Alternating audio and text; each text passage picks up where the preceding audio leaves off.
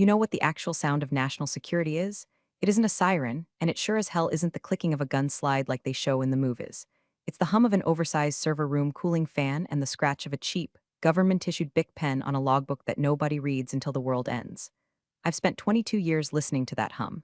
I'm Allison.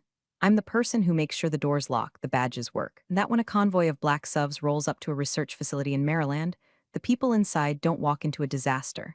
I'm a glorified babysitter with Yankee white clearance and a mortgage I can barely tolerate. I work, or worked, at a Tier 1 research facility. We handle things that don't have names yet, mostly tech that the Pentagon wants to play with in 5 years. My job title was agent in charge of site logistics and security, which is fancy government speak for the woman who fixes everything while the men take credit. In my line of work, if you do your job perfectly, you are invisible. If a vice president visits and nobody gets shot, nobody trips over a cable, and nobody leaks a photo of him eating a bagel, I don't get a handshake. I get ignored. That's the deal. You trade your soul for a pension and the quiet satisfaction of knowing you're the only adult in the room. Real quick. Before I tell you how I watched a government career implode in real time, hit subscribe and maybe drop a like. It fuels my caffeine addiction and keeps me from screaming into a pillow. We good? Okay, back to the bureaucracy. The problem with being invisible is that people forget you're structural. They think you're just wallpaper. Enter director Bradley. Brad was a political appointee, a man whose resume was written in Comic Sans and smelled like desperation and expensive cologne. Brad didn't know the difference between a secure compartmentalized information facility, SIF, and a broom closet, but he knew how to smile for LinkedIn photos. He looked at security protocols the way a toddler looks at vegetables, an annoyance to be pushed off the plate. For the last 6 months, Brad had been shadowing me, not to learn, but to critique. He'd stand in the corner of my office, sipping a kale smoothie that cost more than my hourly rate, and ask questions like, do we really need physical logs? Can't we just put this on the cloud?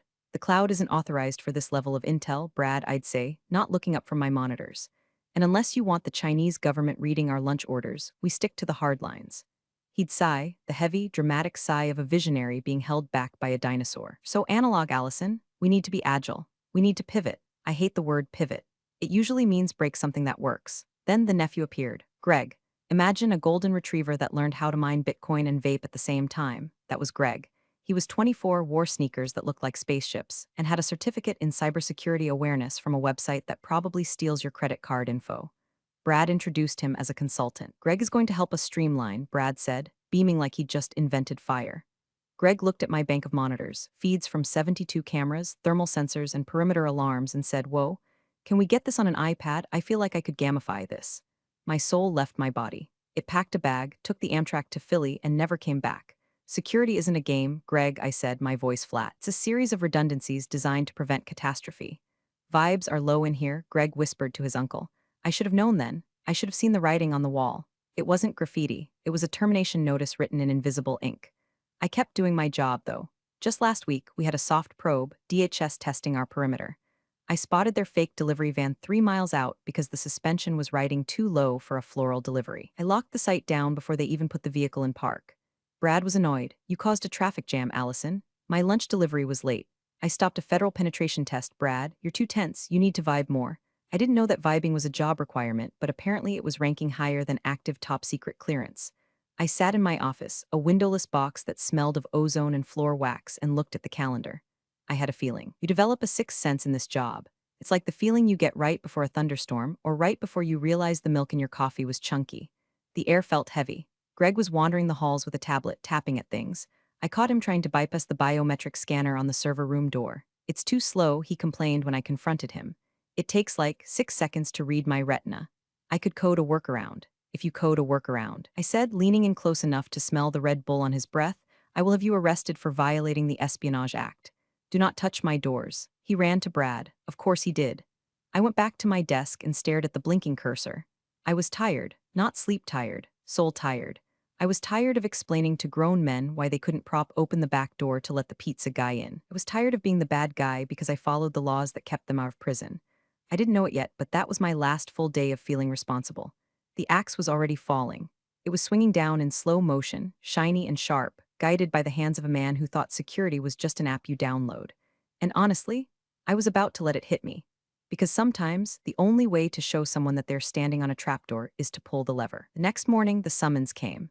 A calendar invite titled Quick Sync popped up on my screen at 8:45 a.m. for 9 o'clock a.m. meeting. In the corporate world, Quick Sync is code for execution. If they wanted to talk about budget or schedules, they'd call it a review. Sync means you're about to be unsynced from the payroll. I walked into Brad's office. It was the only room in the building with a real window. It had a view of the parking lot and the Maryland tree line. Greg was there, sitting in one of the leather guest chairs, spinning it back and forth with his foot. He was wearing a hoodie that said Disrupt across the chest. The irony was almost physical.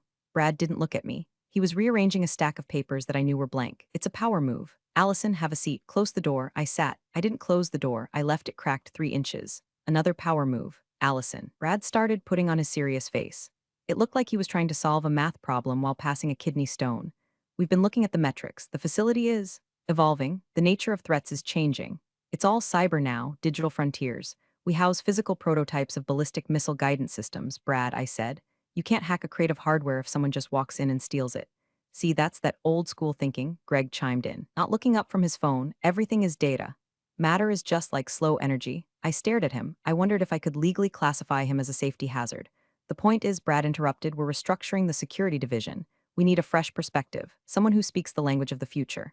Greg here has just finished an intensive boot camp in full-stack security management. It was 6 weeks, Greg said proudly. Online. Allison, Brad continued, finally looking me in the eye. You're overqualified for the direction we're going. Your methods are heavy, expensive, we need agile, we need lean. You're firing me, I said. It wasn't a question. We're releasing you to pursue new opportunities, Brad corrected, effective immediately. We'll pay out your contract, of course. 2 weeks severance. 2 weeks, 22 years of service. I had missed my father's funeral because of a lockdown at this facility. I had missed my best friend's wedding because the vice president decided to do a surprise tour. I had given this building my life and they were offering me 2 weeks of pay and a kick out the door. I felt a heat rise in my chest, hot and sharp, like swallowing a lit cigarette. But on the outside, I was ice. This is what training does. When the alarm bells ring, you don't panic, you assess. Okay, I said. Brad blinked. He was expecting a fight. He wanted a fight so he could call security, my security staff, to escort me out. He wanted the drama to validate his decision. Just, okay, if that's the decision, I said, standing up. Who is the acting agent in charge? Who holds the clearance? Greg is taking over, Brad said, puffing out his chest. I looked at Greg. Greg was trying to balance a pencil on his nose. Does Greg have Yankee white clearance? I asked. Does he have his Tier 1 background check completed by the DoD? I have a background check from my apartment complex, Greg said. I'm clean, bro. We're fast-tracking the paperwork. Brad waved his hand dismissively. It's just red tape, Allison. You worry too much about the forms. Greg has the app access. That's what matters. I stood there for a second looking at them.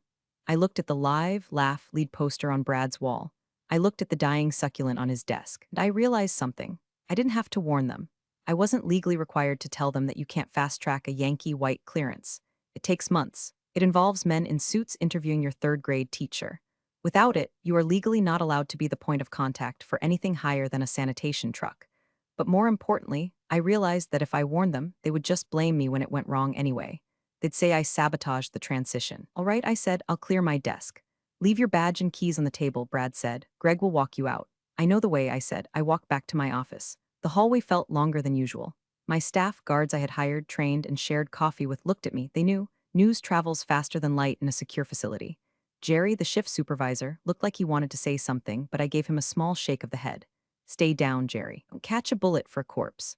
I walked into my office and started putting my life into a cardboard box. A photo of my cat, a stress ball shaped like a grenade, my favorite mug that said I see dumb people, and then I saw it. My monitor was still on, my Outlook was open, and right there, flashing in the corner, was a calendar reminder I had set 6 months ago. A reminder for a logistics drill that was classified so highly, it wasn't even on the main server. It was local only. Confirm motorcade, ETA Tuesday 10:45 a.m. Today was Monday. The drill wasn't just a drill, it was a red ball event. A full-scale Secret Service walkthrough pretending to be a presidential visit, designed to test the facility's readiness for a POTUS emergency shelter situation. It involved the actual Secret Service advance team. It involved the presidential motorcade logistics. And the only person confirmed to receive them, the only person with the clearance code to verify the agents so they didn't storm the building with guns drawn, was the agent in charge. Me. I looked at the screen. I looked at the sent items folder. I had confirmed the date 3 weeks ago. Brad wasn't copied on it because Brad didn't have the clearance to know the specific dates of red ball drills. I hovered my mouse over the forward button. I could send this to Brad. I could write, hey, heads up. Secret Service is invading tomorrow, make sure Greg wears pants. I looked at the box of my stuff. I thought about 2 weeks severance. I thought about matter as just slow energy. I selected the email. I hit forward. I typed in my personal email address. I hit send. Then I deleted the calendar event from the work Outlook. I emptied the deleted items folder. I picked up my box. I walked out of the office. I dropped my badge on the reception desk. Have a nice life, I whispered to the empty lobby. The air conditioning hummed back at me. It sounded like a chuckle. Driving home at 11 o'clock a.m. on a Monday feels illegal. The sun hits the dashboard differently when you're unemployed. I stopped at a liquor store and bought a bottle of expensive bourbon, the kind I usually save for election years, and a bag of spicy pork rinds. A celebration of mediocrity. My phone buzzed. It was Jerry, my shift supervisor. Text from Jerry, they just gave Greg the master override codes. He wrote them on a sticky note and put it on his monitor. We're doomed. I didn't reply. I couldn't. Responding would be interference. I was a civilian now. Civilians don't worry about master override codes. Civilians worry about daytime television and what to cook for dinner. I got home, poured a glass of the bourbon, and opened my laptop. I pulled up the email I had forwarded to myself. I needed to look at it one more time to make sure I wasn't hallucinating. Subject, FWD. Operation Ironclad Logistics Walkthrough from, redacted at Ustiat Cheskov to, Allison Security Lead Body, Agent in Charge, confirm readiness for Tier 1 Advanced Team arrival. Tuesday, 14 Dec, 1045 hours. Protocol, Yankee White verify only. No deputies, no proxies. Failure to produce cleared POV will result in immediate site scrubbing and compliance audit. Confirm receipt. I took a sip of bourbon. It burned, but in a good way. Let me explain what Yankee White means for those of you who don't speak Beltway. It's the golden ticket. It's the clearance required to work directly with the president or vice president. It involves a background check, so deep they probably know what I dreamed about in 1998. It takes months to get. You can't transfer it. You can't act in it. If you don't have it, you don't exist to the Secret Service. Tomorrow at 10:45 a.m., agents from the Presidential Protective Division were going to walk into that lobby. They weren't coming to chat. They were coming to secure a location for the leader of the free world. They would expect to be met by me. Instead, they were going to be met by Greg. Greg, who thought the cloud was a magical place where Data lived happily ever after. Greg, who was currently vibing in my office. I imagined the scene. I closed my eyes and let it play out like a movie. Brad would be in his office, probably planning a synergy lunch. Greg would be messing with the badge printer. And then, the knock on the door, not a polite knock. The kind of knock that shakes the frame. I felt a twinge of guilt, not for Brad or Greg, screw them, but for Jerry and the rest of the team. They were going to be in the splash zone, but I knew Jerry. Jerry was a pro. He'd see the suits, he'd see the earpieces, and he'd go mute. He'd know the drill. Name, rank, serial number, and point to the boss. I checked my severance agreement. Paragraph 4, Section B. The employee agrees to return all company property and cease all access to company systems immediately upon termination. I had ceased access. I had returned the property. I was following the contract to the letter. If I had called them to warn them, I would technically be violating the cease all access clause. I was just being a good, compliant ex-employee. I spent the rest of the afternoon doing things I hadn't done in years. I watered my plants. I organized my spice rack. I watched a documentary about penguins. It was fascinating. The penguins just marched into the freezing wind, head down, surviving purely on instinct. They reminded me of government workers, only better dressed. Night fell. The facility would be on night mode now. Usually I'd check the logs from my phone before bed. Just a quick glance to make sure the perimeter sensors were green. Tonight, my phone was a brick. No access, no responsibility. I wondered if Greg knew how to arm the night alarm. There was a specific sequence. Panel A, confirm. Panel B, confirm. Toggle switch, enter code. If you did it wrong, the silent alarm tripped and the local police would show up. At 2 o'clock a.m., I woke up to a siren in the distance. I smiled, rolled over, and went back to sleep. It wasn't my siren. Tuesday morning, the day of reckoning. I woke up at 7 o'clock a.m. without an alarm. Old habits die hard. My body wanted to put on a blazer and drive into traffic. My brain said no, we are eating pancakes today. I made coffee, good coffee, not the sludge from the break room machine that tasted like burnt plastic and despair. I sat on my porch. The air was crisp. It was a beautiful day for a federal incident. Meanwhile, 10 miles away, I knew exactly what was happening. Based on Jerry's text from the night before, which I had read but not answered, Greg had decided to modernize the entry protocols. Apparently, Greg didn't like the physical sign-in sheets. Paper is for boomers, he had probably said. So, he replaced the reception log with a tablet kiosk. A tablet that required Wi-Fi. In a building with signal jammers in the lobby. Genius. I could picture the line of frustrated scientists trying to swipe their badges on a screen that was endlessly buffering. Brad would be walking past, smiling, saying, growing pains, everyone. Disruption leads to innovation. At 9 o'clock a.m., my phone rang. It was a number I didn't recognize, but the area code was local. I let it go to voicemail. 2 minutes later, another call. Same number, voicemail. Then a text from Brad. Text, Allison, quick question. The badge system is acting weird. What's the admin password? The one on the sticky note isn't working. I stared at the text, the audacity. He fired me, insulted my career, and now wanted tech support? I didn't reply. I blocked the number. I poured more syrup on my pancakes. The clock ticked. 9:30 a.m., 10 o'clock a.m. The Secret Service advance team is never late. If they say 10:45, they mean they are parking at 10:40 and entering the door at 10:45:00. They operate on a timeline that makes atomic clocks look sloppy. They would be in stage 1 movement now, leaving the field office. Black Chevys, tinted windows, plates that don't register in the DMV database. 2 agents in the lead car, 2 in the trail car. Maybe a K9 unit if they were feeling thorough. They would have the site profile on a tablet. That profile would list point of contact. Allison last name Ayek. They wouldn't know about Greg. The Secret Service database updates slowly. Personnel changes at Tier 1 sites require a Form SF-86 update, which takes weeks to process. As far as the us was concerned, I was still the gatekeeper. 10:15 a.m. I imagined Greg sitting in my chair. He'd probably adjusted the height so his feet dangled.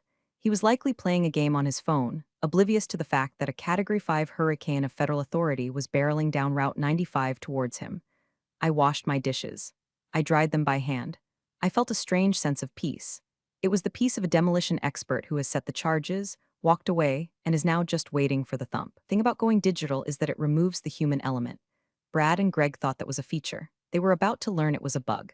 When the Secret Service arrives, they don't want an app. They don't want a QR code. They want a human being with a badge that says I am authorized to know you are here. If they get a QR code instead, they assume the site is compromised. 10:30 a.m. I sat down in my living room chair. I didn't have a camera feed, but I didn't need one. I knew the acoustics of that lobby. I knew how the glass doors rattled when opened forcefully. I knew how the receptionist, Linda, would squeak when she saw a badge that wasn't a standard visitor pass. I took a deep breath. Showtime, I whispered. Let's reconstruct the crime scene, shall we? At 10:42 a.m., a convoy of 3 black SUVs turned off the main road and approached the facility gate. The gate guard, a guy named Mike who I'd hired because he was an ex-Marine who didn't smile, would have stopped them. Mike, ID. Lead agent, flashes a badge that doesn't just say federal agent. It says United States Secret Service Presidential Protective Division. Mike, knowing the drill because I trained him, would have immediately hit the button to open the gate and reached for the landline to call the agent in charge. Mike calls my old desk extension. Ring, ring, ring. Greg wouldn't answer. He'd be listening to a podcast about cryptocurrency. Or maybe he disconnected the landline because phones are archaic. Mike, sweating now, waves the convoy through because you do not hold up the PPD. He assumes the AIC me knows they are coming. The convoy rolls up to the main entrance. They don't park in the visitor spots. They park on the curb, right in the fire lane. Engines running. 10:45 a.m. 4 men and 2 women exit the vehicles. They are wearing suits that cost more than Greg's car. They are wearing earpieces. They are not smiling. They are moving with a terrifying fluidity like water flowing uphill. They are scanning the roof, the windows, the bushes. They enter the lobby. The lobby of our facility is designed to be intimidating. High ceilings, marble floors, security glass. But these people walk in like they own the concrete the building sits on. Linda, the receptionist, looks up. Can I help? Why? Federal agents, the lead agent barks. Let's call him Agent Miller. We are here for the scheduled site advance. Where's the agent in charge? Linda freezes. She looks at the iPad kiosk Greg installed. Please sign in on the tablet. Agent Miller looks at the tablet like it's a dead rat. I'm not signing a tablet. Where's Allison? We have a 10:45 verify. Allison? Doesn't work here anymore, Linda whispers. Air in the lobby drops 20 degrees. The agents stop moving. They go into statue mode. This is a defense mechanism. They are assessing if they need to draw weapons or evacuate. Who is in charge of site security? Miller asks, his voice dangerously low. Greg, Linda says. He's in the back. Get him now. Linda scrambles for the phone. She pages the overhead system. Greg to the lobby. Greg to the lobby immediately. Now, picture this. Greg hears his name. He thinks, cool, my DoorDash is here. He saunters out of the back office. He's wearing his Disrupt hoodie. He's holding a half-eaten bagel. He is not wearing a badge. He walks into the lobby, sees 6 people in dark suits, and stops. He probably thinks they are investors, or maybe the FBI, which would be cool in his mind. Sup, Greg says. I'm Greg, head of security. Agent Miller stares at him. He looks at the hoodie. He looks at the bagel. Looks at the sneakers. You are the agent in charge? Miller asks. Yeah, man, taking things in a new direction. Digital first, you know? Greg bites the bagel. Miller taps his earpiece. Command, we have a discrepancy at the primary entry point. AIC is missing. Subject is unidentified male. Whoa, unidentified? Greg laughs. I'm the director's nephew, bro. Check the app. Sir Miller says, stepping forward. I need to see your Yankee white credentials. Now, Greg blinks. I what? And there it is. The moment the universe snaps. The moment gravity reverses. Yankee white, Miller repeats. Tier 1 clearance. Do you hold it? I have a certificate in cloud safety, Greg offers. Miller turns to his team. Secure the doors, nobody in, nobody out. Get the site director out here, the agents fan out. One of them stands in front of the door. Another moves behind the reception desk. Linda is hyperventilating. Greg drops his bagel. Wait, is this a prank? Did Brad hire actors? Oh, Greg, if only it were actors. Actors have unions, these people have immunity. Brad comes into the lobby looking annoyed. He's adjusting his tie, ready to lecture whoever is causing a scene. He sees the agents. He sees Greg looking like a kicked puppy. He sees the lobby locked down. His face changes from annoyed manager to confused politician. What is the meaning of this? Brad demands. I am the director of this facility. You can't just barge in here. Agent Miller turns to him. Miller has eyes that look like they've seen the end of the world and found it boring. Director, we are the United States Secret Service. We are executing a pre-planned advance for POTUS contingency site. Your facility confirmed readiness. POTUS? Brad pales. The President, we don't use titles, Miller says. We need the cleared contact. Your receptionist says Allison is gone. We let her go, Brad says. Trying to regain some height. We're restructuring. Greg is the new lead. Miller looks at Greg. Greg is trying to become invisible against the beige wall. Director, Miller says, his voice devoid of all emotion. Does this individual possess active Yankee white clearance? He's in the process. Brad stammers. We submitted the forms. We're agile. We can authorize him right now. I authorize him. Miller actually laughs. It's a dry, terrifying sound. We don't authorize Yankee white, Director. The Department of Defense authorizes it. The FBI vets it. The White House signs it. Without it, this individual cannot be in the same room as the protectee. He cannot know the protectee is coming. Hell, he isn't even supposed to know I'm here, but we have an app, Greg squeaks. Miller ignores him. He steps closer to Brad. You have a Tier 1 facility without a cleared security lead. You confirmed a Secret Service advance without having the personnel to handle it. Do you understand what you have done? I didn't know about the visit, Brad whispers, because you don't have the clearance to know, Miller says. Allison did. The silence in the lobby is heavy. You could hear a pin drop. You could hear a career die. Where is she, Miller asks. She's at home, Brad says. Call her, Miller orders. She blocked my number, Brad admits. Miller stares at him. You fired the only person with the keys to the kingdom, and you didn't ensure a handover of classified protocols? It was a pivot, Brad says weakly. Command, Miller speaks into his wrist mic. Scrub the site. Repeat, scrub the site. We have a compromise. The location is unsecured. The chain of custody is broken. Abort the movement. Abort, Brad asks. Wait, you can't just cancel. This is bad PR. Miller gets in Brad's face. Director, I am declaring this facility a security risk. I am flagging your credentials for immediate review. Nobody enters this building until a containment team clears it. You are not worried about PR right now. You are worried about federal indictment for negligence. Indictment? Brad's knees actually buckle. He grabs the reception desk for support. Get everyone into the conference room, Miller barks at his team. Confiscate all electronics. We need to wipe the logs. My iPad, Greg cries out. My crypto wallet is on there. Seize it, Miller says. An agent rips the tablet out of Greg's hands. I wasn't there, obviously, but I know this happened because Jerry told me later. Jerry said it was the most beautiful thing he had ever seen. He said Brad looked like a man trying to hold back a tsunami with a spoon. And me, I was at home starting a puzzle. It was a picture of a lighthouse, standing tall against a storm. Fitting. Scrub order isn't like cleaning a kitchen. In the world of high-level security, a scrub means the site is burned. It means the Secret Service has determined that the location is no longer trusted. It's a black mark that never washes off. The agents moved through the building. They weren't polite. They ordered scientists away from their desks. They unplugged servers. They demanded hard logs. Where are the visitor logs for the last 30 days? An agent asked Greg. It's on the cloud, bro. The app, Greg cried. We cannot audit the cloud right now, the agent snapped. We need paper trails. Who entered this building on November 12th? I don't know. The API was down that day. Strike 2. In Brad's office, Miller was on the phone with Washington. Yeah, total foobar, Miller said. The director is a civilian with no grasp of protocol. The security lead is I don't even know what he is. A child. Yeah, we're pulling out. Flagged the site as red. Brad was sitting in his chair, head in his hands. I can fix this, he mumbled. We just need to explain the synergy. Director, Miller said, hanging up the phone. There's no synergy. You breached contract. This facility operates on a DoD grant contingent on maintaining Tier 1 security standards. You just lost that rating. I lost the grant? Brad looked up, eyes wide. The grant was his salary. The grant was the budget. You didn't just lose it, Miller said. You set it on fire. Meanwhile, the staff was in the cafeteria, guarded by an agent. Jerry texts me again, hidden phone. Text, they are seizing hard drives. Greg is crying. He literally asked if he could call his mom. The agent told him to sit down and shut up. I love you, Allison. Marry me? I chuckled. The chaos continued for hours. The Secret Service doesn't just leave. They document the failure. They took photos of the unsecured doors. They took photos of the sticky note with the passwords. They took photos of Greg's disrupt hoodie. They built a case file titled Gross Negligence and Failure of Command. By 2 o'clock p.m., the visit that never happened was over. The motorcade had turned around miles ago. The president, or whoever was the principal, went to the backup site. The facility was left in shambles. Brad tried to leave his office. I need to call legal. You sit there, Miller said. DHS Internal Affairs is on their way. You wait for them. Internal Affairs, the two scariest words in government employment. And that's when the realization hit Brad. He looked at the empty chair where I used to sit during meetings. He realized that for 22 years he had never had a visit form Internal Affairs. He had never had a scrub order. He had never had a breach because I was there. Allison, he whispered. Why didn't she tell me? Because you fired her. Miller said, overhearing him. And knowing her file, she's a by-the-book operator. She followed your instructions to the letter. She left. Miller looked at Brad with pure disgust. You fired the guard dog and were surprised when the wolves got in. The next few days were a blur of bureaucratic violence.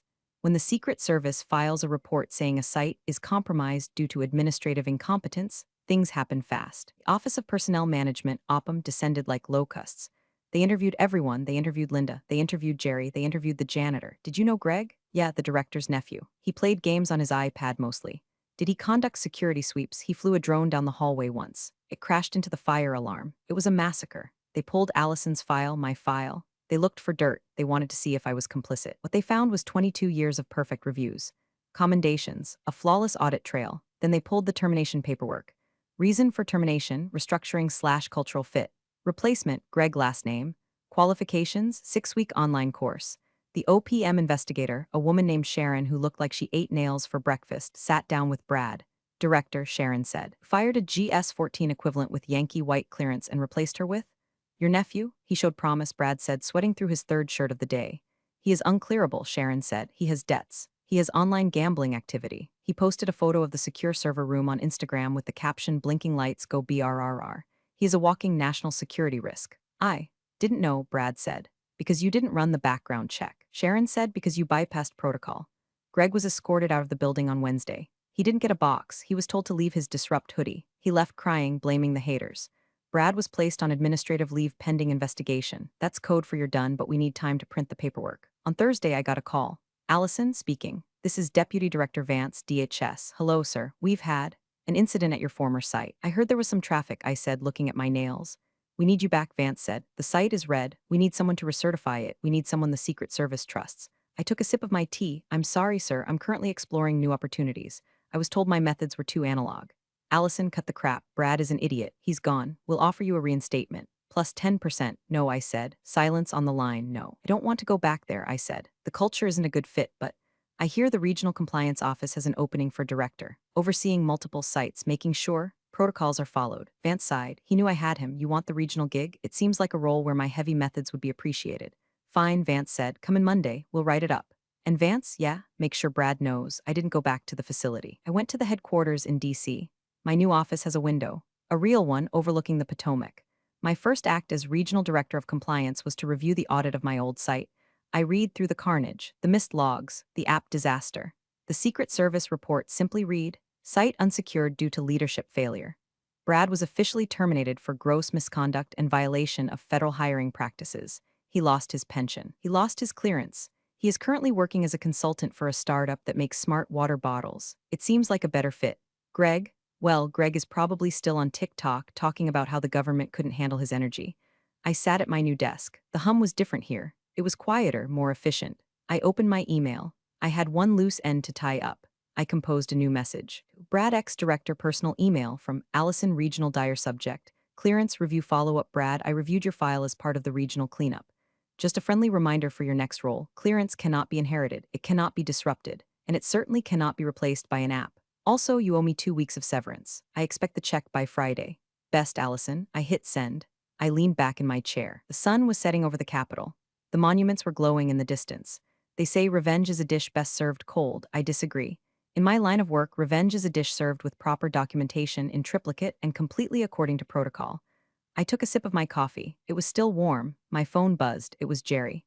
Text, new acting director just arrived. She asked for the paper logs. She asked for the keys. She asked where you were so she could send a thank you card. I smiled. You're welcome, I whispered to the empty room. I closed my laptop. The server room fan hummed in the distance. It sounded like music. All right, that's the file. If you enjoyed watching incompetence get crushed by the heavy boot of bureaucracy, hit that upvote. And seriously, if your boss tells you to pivot away from safety protocols, just let them and keep the receipts.